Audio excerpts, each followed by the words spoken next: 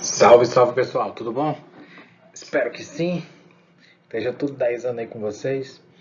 Hoje nós vamos falar sobre Percy e sua contribuição para uma estética da comunicação.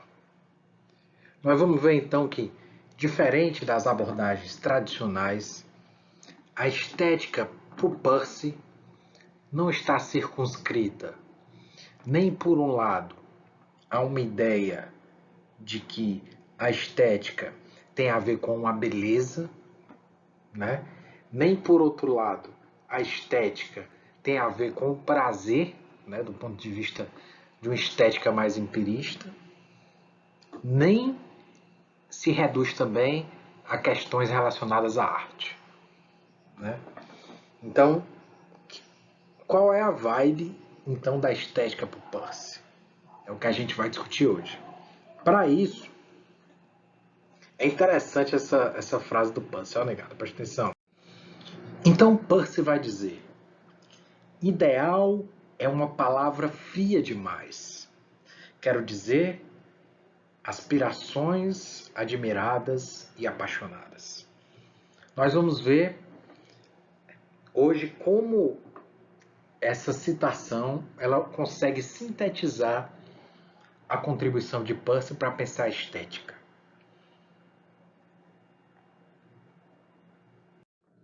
Para isso, é preciso contextualizar onde a estética está dentro da arquitetura do pensamento de Percy. Como eu já falei em outras aulas, o pensamento do Percy é extremamente sistemático, né? Em que ele parte de uma ideia de que um pensamento mais abstrato dá fundamento a um pensamento menos abstrato. Nesse sentido, você vai da matemática como aquela que é o tipo mais abstrato de pensamento, até as ciências especiais, que estão agarradas a objetos empíricos específicos, né, como a química ou a física. Pois muito bem, a matemática é então o esquema de pensamento que é estritamente hipotético e dedutivo. Não interessa a matemática, de acordo com Percy, dentro da arquitetura filosófica de Percy, a descrição ou análise de objetos reais, da empiria das coisas. Interessa, antes a matemática, o aspecto diagramático. O que é que ele quer dizer com isso? A forma em si do pensamento, o pensar de forma eficiente, o processo de generalização é matemático, o processo de abstração é matemático, o funcionamento em si do raciocínio é matemático. Aí depois vem a filosofia, que vai conectar esse raciocínio puro diagramático, matemático, com a observação do dia a dia, né? Então, a partir do raciocínio, aí você conecta com as observações do dia a dia. E aí a primeira dimensão da filosofia é a fenomenologia, uma quase ciência, como a gente já discutiu em outro vídeo, né, que está preocupada em descrever a universalidade das aparências, né? Então, a partir do raciocínio matemático, você começa a observar os fenômenos e distinguir dos fenômenos aquilo que é universal, né? Então, a partir daí, o Percy vai chegar às 3 categorias que seriam as universais, né, da aparência. Primeira idade, segunda idade, terceira idade. A gente já discutiu sobre isso. Depois da fenomenologia, nós temos as ciências normativas, que é o que nos interessa aqui, né? Essas ciências normativas são divididas em 3: estética, ética e semiótica, né? E nos interessando aqui, sobretudo, a estética, né?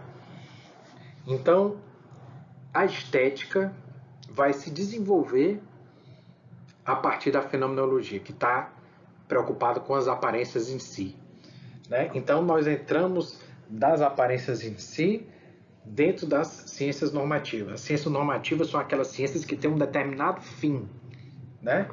Então, você tem um fim que é um fim estético, você tem um fim que é um fim ético e você tem um fim que é um fim lógico, né? A estética vai dar o fundamento para a ética. E a ética vai dar o fundamento para a semiótica, né? A relação entre sentimentos estéticos, conduta ética e mediação semiótica. Isso nos interessa destacar. Então, pessoal, é importante esclarecer as relações entre estética, ética e semiótica. A estética como o cultivo daquilo que é admirável em si. Né? O que é esse admirável em si? Né? E como isso interfere na ética? E como isso vai interferir na lógica? Pô, muito bem. Vou contar uma história aqui para tentar ilustrar essa relação. Essa história se passa num presídio, né? E foram selecionados alguns detentos por bom comportamento e se entendiam como como habilitados, né, a voltar para a sociedade. Arrependeram-se, toda aquela história, né? Beleza. Aí o cara lança o desafio lá. Rapaz, negado, é o seguinte: aqueles que conseguirem convencer mais viciado a largar o mundo das drogas, vai ganhar liberdade. Daí tá feito o desafio para você, né? Como diz aquele cara do Harmonia do Samba, né? Então foi feito o desafio. E aí o que é que aconteceu? Foram lá os cabas, os dois primeiros chegaram lá. Aí, muito bem. Diga aí, Zezinho, como foi que você conseguiu? Rapaz, eu consegui livrar 30 elementos do mundo das drogas. O cara foi não, foi? Foi, rapaz, tô dizendo. E como foi que tu fez isso, macho? Pai, eu fiz o seguinte. Eu desenhei 2 círculos. Um pequenininho e um grande. Aí ele pegou e disse que fez, falou assim pra negada. Rapaz, vocês estão vendo esse círculo pequenininho aqui? Isso aqui é uma manchinha que estava no pulmão, né? Antes de eu começar a fumar, a usar muita droga. Você está vendo esse círculozão grande? Pois é. Isso aqui, né, é a bolha que fica no seu pulmão depois que você usa droga. É o garrafa mesmo, você fez que foi. Deu certo, né? Deu certo, né? 30 pessoas. Aí você, fulano, rapaz, eu tirei do mundo das drogas 137 pessoas. Rapaz, 137 foi. Como foi que você fez isso? Rapaz, eu fiz a mesma coisa que o fulano falou assim, desenhei dois círculos, um pequeno e um grande. Aí falou assim, rapaz, você tá vendo esse pequeno aqui? Rapaz, isso aqui era o meu boga antes de entrar na prisão. Né? Então, vamos tentar fazer uma leitura das relações entre estética, ética e lógica. Primeiro, nessa história, qual o aspecto que deve ser cultivado, que é admirável em si mesmo, independente de qualquer contexto? A liberdade, né? Então, a liberdade, né, o cultivo da ideia de liberdade é aquilo que impulsiona a ação do indivíduo, né? Então, essa conduta, você tem essa ideia, a estética está fervendo aqui, ó. São esses ideais. O ideal cabo quer liberdade, não quer ficar ali preso, né?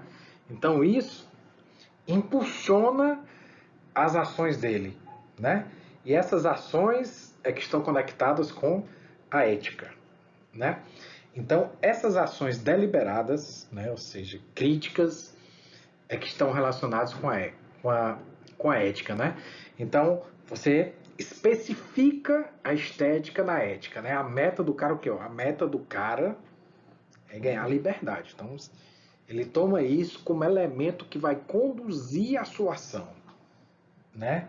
De forma crítica e autocontrolada. Aí é a ética, né? Essa questão de delimitar as metas, os propósitos. E aí, você vê como a estética age sobre a ética e a ética, por sua vez, vai agir sobre a semiótica. O que é a semiótica? É o estudo dos meios para atingir esses fins, né? Então, qual foi o método semiótico que ele usou ali? Ele usou o método de uma analogia, né? Fez uma analogia ali dos círculos. Não? Então, o que é a semiótica, no caso? É o meio. É o meio para chegar ao fim ético. O que é que o cara queria queria? A liberdade.